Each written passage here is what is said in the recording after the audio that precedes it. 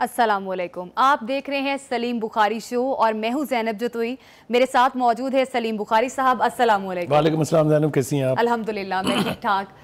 Programme میں آج ہم جن موضوعات پر بات کریں گے اس میں سب سے پہلے ہم بات کریں گے کل تحریک انصاف نے جی ایچ کیو پر جو احتجاجی کال دی تھی اس کی ذمہ داری قبول کر لی ہے. مسلم لیگ نون سے مریم نواز اور پیپلز پارٹی سے شرجیل میمن نے انہیں کافی آڑے ہاتھوں بھی لیا ہے. اس کے ساتھ ہی ساتھ شو میں بات کریں گے پیپلز پارٹی نے بھی مخصوص نشستوں کا فیصلہ سپریم کورٹ میں چیلنج کیا ہے. اور ساتھ ہی ساتھ آپ کو بتائیں کہ بانی تحریک انصاف نے پولیگرافک ٹیسٹ اور اس کے علاوہ دیگر ٹیسٹ تھے جس کو کروانے سے انکار کر دیا ہے. اس کے پیچھے کیا وجوہات ہیں اس پہ بھی بات کریں گے بخاری صاحب سے. اور پروگرام میں مزید بات کریں گے ملک میں بڑھتی ہوئی دہشت گردی پر.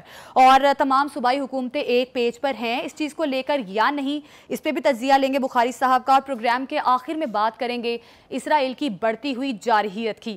بخاری صاحب سب سے پہلے تو بات سے مریم نواز نے آج پریس کانفرنس کی. کل بانی پی ٹی آئی نے جی ایچ کیو پر جو احتجاجی کال تھی اس کی ذمہ داری قبول کی ہے. کیا منظرنامہ بنتا دیکھ رہے ہیں آپ؟ پہلی بات تو یہ ہے کہ اس سے پہلے کہ آپ کے سوال کا جواب دوں میں آپ کو فارملی ویلکم کرتے ہیں ہم as member of the team. You are now part of an excellent team headed by our director programme. آپ کو پتہ ہے خرم کلیم صاحب جو ہیں. ہاں جی, اب آپ اپنا سوال دہرائیے. ہاں جی, جس طرح سے کل بانی پی ٹی آئی نے ذمہ داری قبول کی ہے جی ایچ کیو پر احتجاجی کال کی, آج مریم نواز نے پریس کانفرنس کی, کرٹیسزم بھی بہت کیا, تو کیا کہیں گے, کیا منظرنامہ بنے گا؟ دیکھیے جو یہ سب کچھ ہمارے سامنے ہے اس وجہ تو خبریں ہیں, یہ تو ڈے ٹو ڈے ہوتی رہتی ہیں, لیکن میرے خیال سے جب تک کسی چیز کا منظرنامہ بیان نہ کیا جائے, ہاں جی, کیسے وہ آج جو کچھ ہم دیکھ رہے ہیں یہ صورتحال کیسے ڈیولپ ہوئی ہے اس وقت تک بات ہم اپنی کنوے بھی نہیں کر پائیں گے اور سمجھا بھی نہیں پائیں گے. ایسے ہی دیکھیں یہ بہت بدقسمتی کی بات ہے کہ اس وقت اداروں کے درمیان جو ہے وہ محاذرائی شدت اختیار کرتی جا رہی ہے. اور اس محاذرائی میں ہوتا یہ تھا کہ اس ماضی کو اگر آپ پلٹ کے دیکھیں تو عدلیہ اور اسٹیبلشمنٹ یہ ہمیشہ ایک پیج پہ ہوتے تھے, لیکن اب ایسے لگتا ہے جیسے عدلیہ نے خلا لے لیا ہے, تو وہ اب صورتحال ایکویشن بالکل بدل گئی ہے. It is government and establishment on one page, اور دوسری طرف جو ہے عدلیہ ہے, اور عدلیہ کے پیچھے پی ٹی آئی چھپنے کی کوشش کر رہی ہے. یہ ہے منظرنامہ ہمارے سامنے. یہ تاثر بھی قوت اختیار کرتا جا رہا ہے کہ سپریم کورٹ کے ججوں کی اکثریت جو ہے وہ پی ٹی آئی کو سپورٹ کرتی ہے. دس از ویری انفارچونیٹ. ماضی میں اگر آپ عدلیہ اور اسٹیبلشمنٹ کے جو گٹھ جوڑ تھا, جس کو میں گٹھ جوڑ کہوں گا, اس کے اگر کارنامے میں آپ کو گنوانا چاہوں تو کئی پروگرام اس کے اندر جو ہے وہ صرف ہو جائیں گے. میں چیدہ کچھ باتیں عرض کرتا ہوں. وہ پہلی بات تو یہ ہے کہ کسی حکومت کو ڈھنگ سے کام نہیں کرنے دیا اس ایکویشن نے.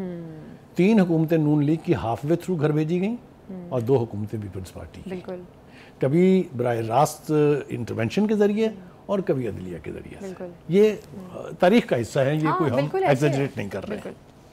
اب وہ پی ٹی آئی کے پاس 2 راستے تھے. پہلا راستہ یہ تھا کہ وہ اسٹیبلشمنٹ کے ساتھ اپنے تعلقات کو اثر نو ترتیب دے. اس کے لیے پی ٹی آئی کی طرف سے 2 کوششیں بھی ہوئی لیکن کامیاب نہیں ہوئی, اس لیے کہ بٹرنس اتنی زیادہ تھی, پی ٹی آئی اتنی آگے چلی گئی تھی یعنی اسٹیبلشمنٹ کے خلاف کہ واپسی ممکن نہیں تھی. لہٰذا ہم نے دیکھا کہ اس کے بعد سے پھر پی ٹی آئی نے اور زیادہ سٹرونگ پوزیشن اختیار کی اور جو اسٹیبلشمنٹ ہے اس کو شدید یعنی تنقید کا نشانہ انہوں نے بنانا شروع کر دیا. اب آبویسلی اس کا ریئیکشن تو ہونا تھا. لہٰذا ہم نے دیکھا کہ نئے کیسز کھل گئے اور بے پناہ کیسز کھل گئے ہیں, مگر ان کیسز کے مطلوبہ نتائج نہیں ملے ہیں. اس لیے جیسا میں نے آپ سے کہا کہ عدلیہ was on other side of the fans. ٹھیک ہے جی. دوسری بات یہ ہے کہ حکومت اور اسٹیبلشمنٹ نے اب عدلیہ پر تنقید شروع کر دی ہے, جس کا تذکرہ آپ نے کیا مریم نواز کی اور شرجیل میمن کی جو گفتگو ہے. میرے خیال سے اس سے محاذ آرائی جو ہے وہ اور زیادہ بڑھے گی, جسے کسی بھی صورت میں آسن قرار نہیں دیا جا سکتا. اور ہم نے دیکھا کہ عدلیہ کا رویہ جو ہے وہ بھی سخت گیر سے سخت گیر ہوتا جا رہا ہے.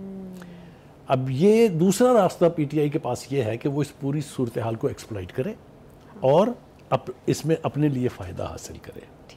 پی ٹی آئی نے عدلیہ کے حق میں اب سڑکوں پر آنے کا فیصلہ کیا ہے, اور یہ جو بھوک ہڑتال کی خبر میں اور آپ سن کے آئے جب ہم پروگرام کی میٹنگ کر رہے تھے, یہ اس کا نقطہ آغاز ہے.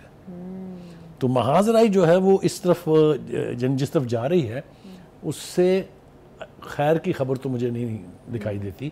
کچھ نہ کچھ ایسا ہونے والا ہے جو نہیں ہونا چاہیے. حکومت کا رویہ یہ ہے اور وہ تلخ بھی ہوتا جا رہا ہے کہ 9 مئی کے مجرمان کے بارے میں نہ شواہد چاہیے نہ گواہیاں چاہیے.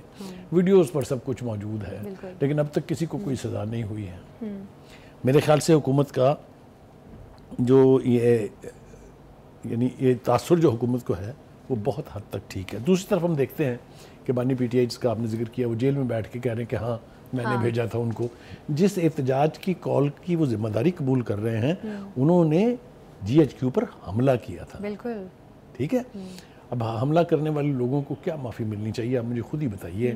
کیا آپ نے سنا کبھی پاکستان کی تاریخ میں اس قسم کے عمل اس طرح کی کارروائی کبھی پہلے ہوئی ہو؟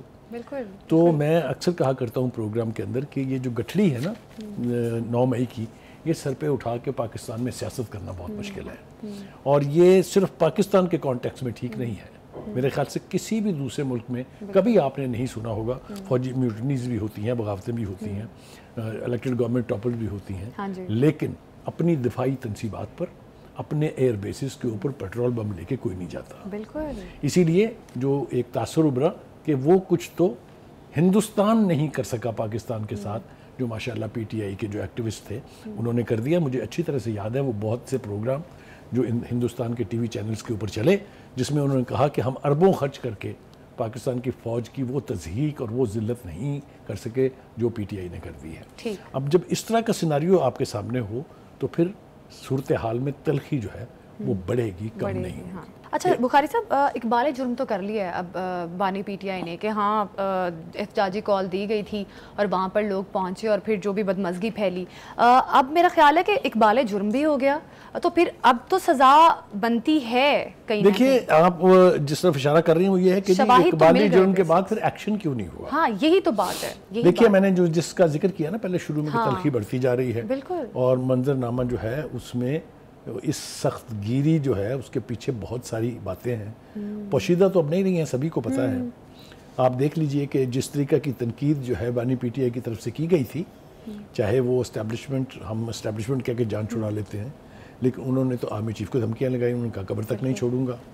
اور یہ اس طرح کی انگارٹڈ گفتگو کے بعد اگر کسی کی پکڑ نہ ہو تو پھر بات اس سے آگے بڑھے گی. لیکن اب میرے خیال سے وہ جس کو کہتے ہیں نا کہ the last moment, the final moment has come. ہم نے دیکھا کہ 9 مئی کے حوالے سے کیسز درج ہو گئے ہیں بانی پی ٹی آئی پر بھی. بانی پی ٹی آئی نے ابھی حال ہی میں جو جرنلسٹوں منسٹر سے بات چیت کی ہے اس میں ایک تاثر یہ ملا ہمیں کہ وہ کہہ رہے ہیں کہ مجھے بھی اب فوجی حکومت کہہ رہا ہوں فوجی تحویل میں دے دیا جائے گا اور میرے خلاف بھی فوجی عدالت میں مقدمہ چلے گا. کیوں نہیں چلنا چاہیے جب آپ ذمہ داری بھی قبول کر رہے ہیں. جب آپ نے بیٹھ کے سپریم کورٹ کے احاطے میں یہ کہا کہ مجھے پکڑ کے آپ نے دیکھ لیا کیا ہوا ہے ریفرنگ ٹو 9th میں اور کہا کہ اگر آپ دوبارہ پکڑیں گے تو یہی کچھ پھر دوبارہ ہوگا. کیا یہ ہم نے سنا نہیں ہے؟ کیا یہ ویڈیو کے اوپر ان کی تقریر نہیں تھی؟ ہیونگ سیڈ دیٹ جو تنقید مریم نواز کر رہی ہیں اس کا مطمع نظر یہ ہے کہ اتنے سب کچھ شواہد کی موجودگی میں انہوں نے بالکل تفصیل کے ساتھ بیان کیے ہیں. آپ نے ایئر بیس پر حملہ کیا, آپ نے جی ایچ کیو کو جلا ڈالا, آپ حملہ کیا, آپ نے کور کمانڈر کا گھر جلا دیا, بہت ساری تفصیل انہوں نے بیان کی اور کہتے ہیں لیکن اس کے باوجود ایکشن ندارت ہے. دوسری ایک جو تکلیف دہ امر ہے اس کا یہ کہ کیسز تو بہت سارے بنے ہیں, لوگوں پر لوگ گرفتار بھی ہیں.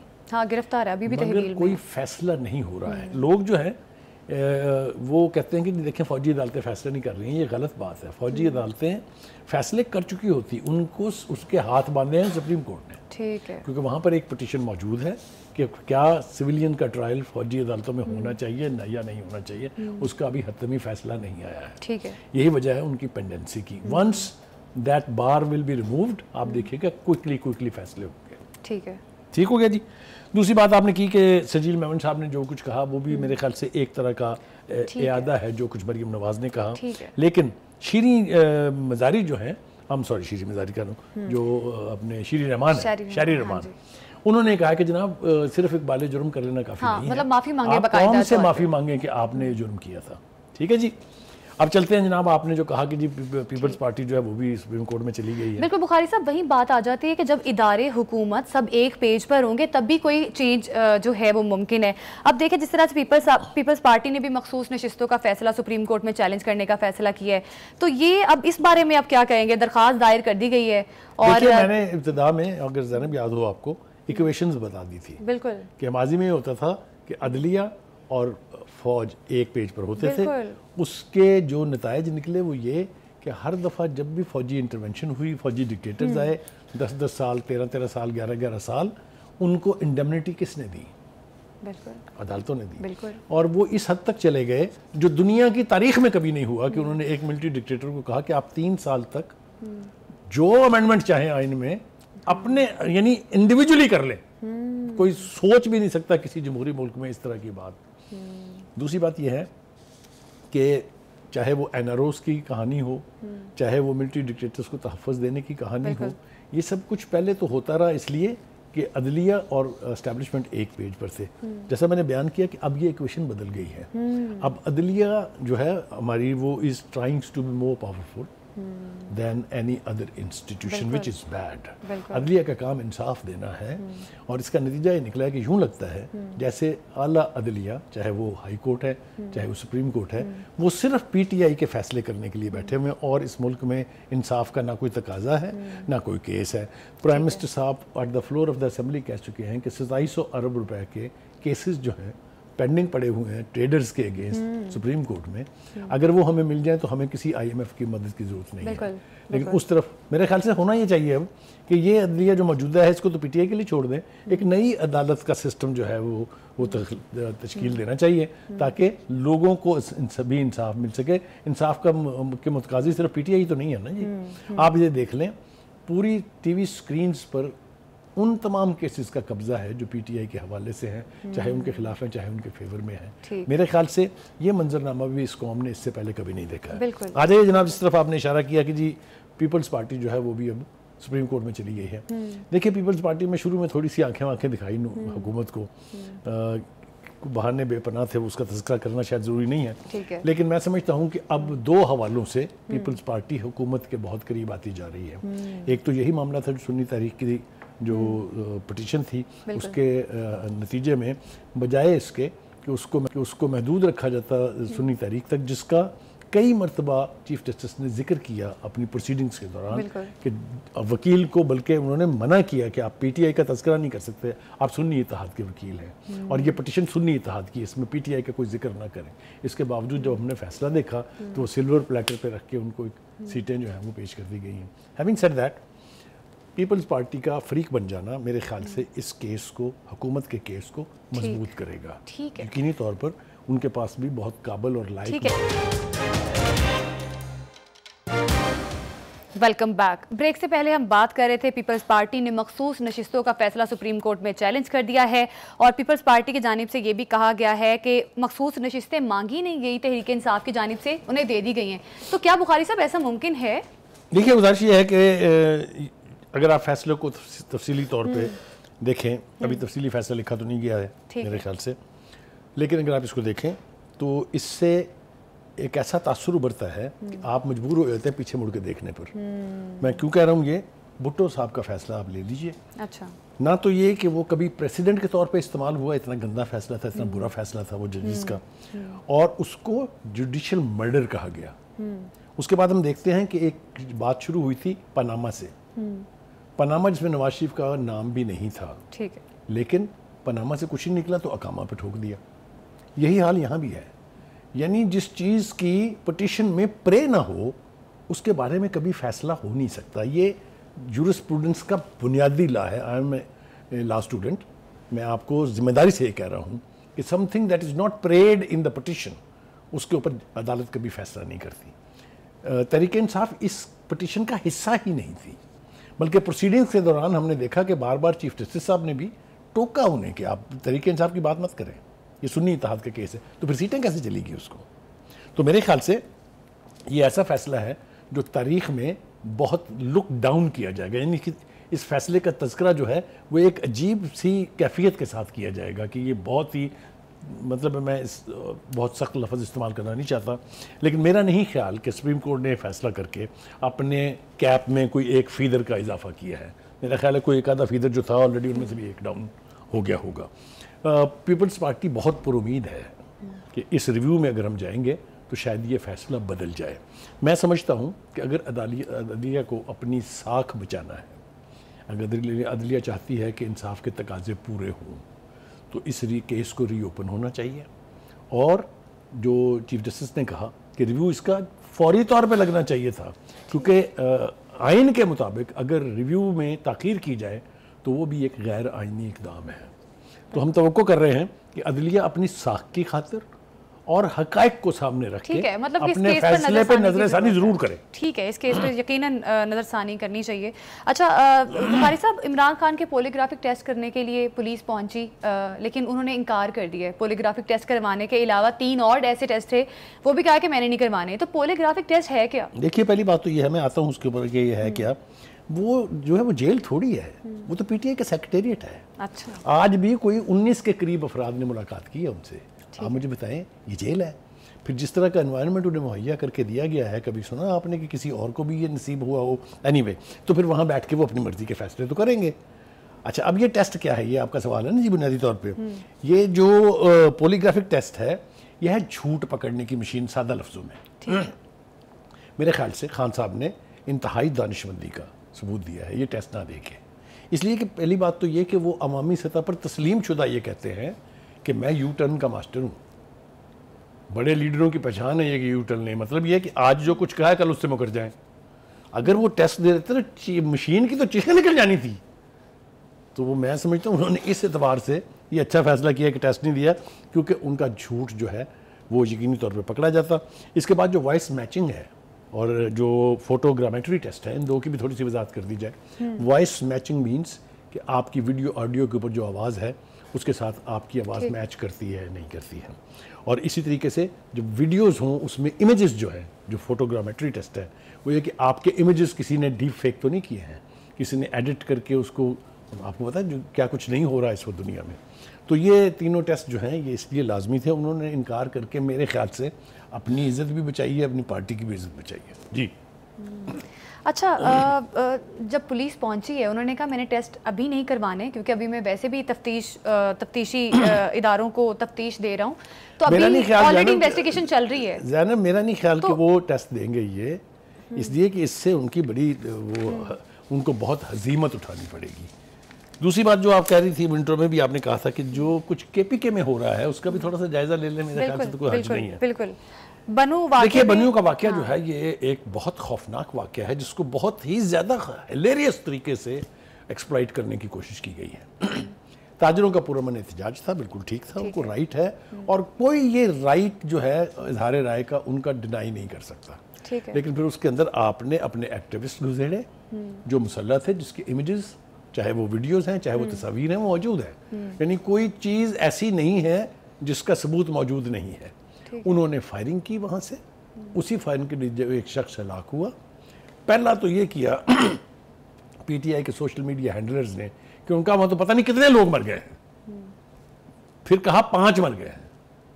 یہی خبر ان کے سوشل میڈیا کے ذریعے یعنی پہنچی ہیومن رائٹ کمیشن کے اوپر. انہوں نے بھی آنکھیں بند کر کے جاری کر دی اور بعد میں معذرت بھی چاہی اور یعنی اس کی تردید کر کے یہ کہا کہ نہیں وہاں صرف ایک ہلاکت ہوئی ہے. اور D G I S P R کی جو پریس کانفرنس میں پتہ چلا کہ ایک ہلاکت ہوئی ہے اور اس کے ذمہ دار بھی وہ ایکٹیوسٹ ہیں جنہوں نے اندھا دھند فائرنگ کر کے اسٹیمپیڈ کرایا وہاں پر. اچھا، وہ تو کہتے ہیں کہ ہم پیس پروٹیسٹ کر رہے تھے. میں نے کہا کہ جہاں تک تاجروں کا تعلق تھا وہ یقیناً پیس مارچ تھا، لیکن اس کو اپنے حق میں کنورٹ کرنے کے لیے پی ٹی آئی نے اپنے ایکٹیوسٹ بھیجے وہاں. یہ ایلیگیشن ہے، یہ مقدمے میں یہ سب کچھ لکھا ہوا ہے. تو ایک طرف تو یہ ہے. دوسری طرف یہ ہے کہ جرگہ والے جو اس وقت دھرنا دیے بیٹھے ہیں ان کی ملاقات ہوئی ہے گنڈا پور صاحب سے.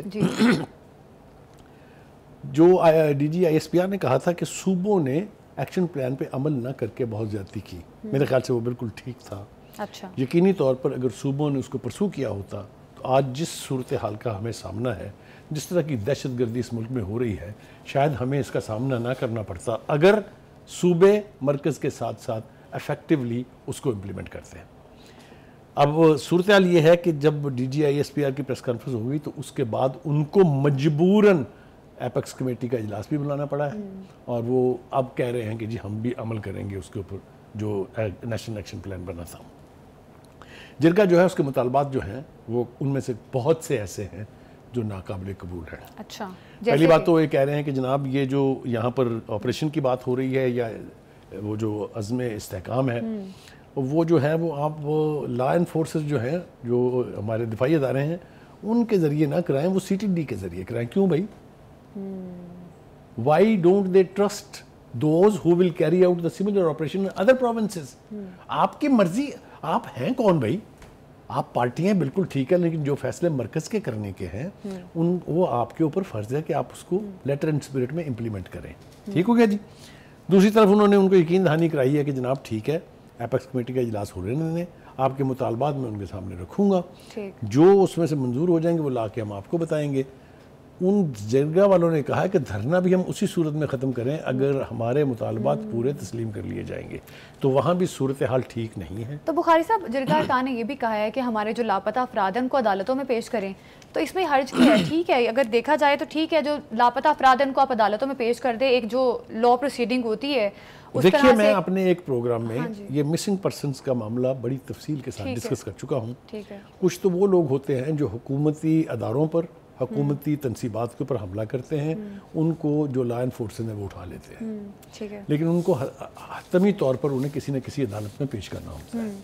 لیکن بہت سارے مسنگ پرسن ایسے ہیں جو حکومت میں کھاتے میں ڈال دیے جاتے ہیں، لیکن وہ حکومت نے اٹھائے نہیں ہوتے۔ جو فراری کیمپس جو تھے، جو سپن بولدک ایک علاقہ ہے افغانستان کا، وہاں جو ان کی نیشنل انٹیلیجنس ایجنسی تھی، سی آئی اے تھی، وہاں را تھی، وہ جو کام کرتے تھے وہ ہائر کرتے تھے لوگوں کو، خاص طور سے بلوچوں کو اور کے پی کے لوگوں کو، پشتونوں کو۔ ٹھیک ہے، وہاں جا کے جو آپس میں یعنی کراس فائر میں یا اپنے آپریشن کے دوران لا انفورسز کے ہاتھوں مارے جاتے تھے، وہ بھی مسنگ پرسن میں ڈال دیے جاتے ہیں۔ کچھ لوگ جو ہندوستان میں رہ رہے ہیں ان کو بھی مسنگ پرسن کے کارڈ اٹھا کے ان کی بہنیں اور مائیں بیٹھی ہوئی ہیں اور ان کی ویڈیو وہاں سے آ چکی ہیں، یہ سب کچھ ریکارڈ پر ہے۔ تو مطلب کہنے کا یہ ہے کہ یہ مسنگ پرسن کے حوالے سے بھی جو سٹانس ان کا ہے، ہم اس حق میں بالکل نہیں ہیں کہ آپ کسی بے گناہ آدمی کو اٹھا لیں۔ اگر آپ نے کسی گناہگار کو بھی اٹھایا ہے تو اس کے ورثاء کو اس کی خبر ہونی چاہیے۔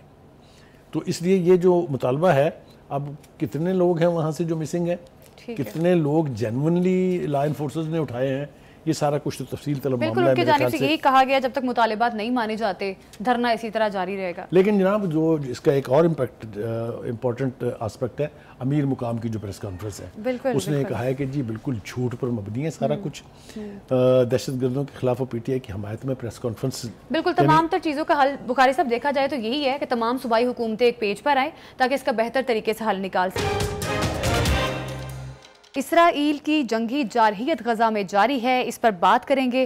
بخاری صاحب، جس طرح سے نیتن یاہو نے کہا ہے کہ دشمن جان لے، امریکہ اور اسرائیل ایک ساتھ ہیں، ایک پیج پر ہیں، کیا لگتا ہے کیوں اتنے پر امید ہیں نیتن یاہو صاحب کہ جو بھی اگلا صدر آئے گا امریکہ کا وہ بھی جو بائیڈن کی طرح ان کی سپورٹ کرے گا؟ دیکھیے، جو بائیڈن تو میرے خیال سے وہ چلے جائیں گے، گئے تو نہیں ہیں، ابھی صدر ہیں۔ ان کی جو دیوانگی ہے، یہ ضروری نہیں ہے کہ جو نیا صدر آئے گا وہ بھی اتنے ہی دیوانہ پن کا مظاہرہ کرے گا۔ میرے خیال سے نیتن یاہو صاحب اپنی خواہشات بیان کر رہے ہیں کہ اگلا صدر آئے وہ بھی ہمیں اسی طرح اسلحہ بھی دے، ہمیں فنڈ بھی دے اور ہم قتل عام جو ہے وہ جاری رکھیں۔ یہ تاریخ جو ہے نا اس کی بہت کم اجازت دیتی ہے۔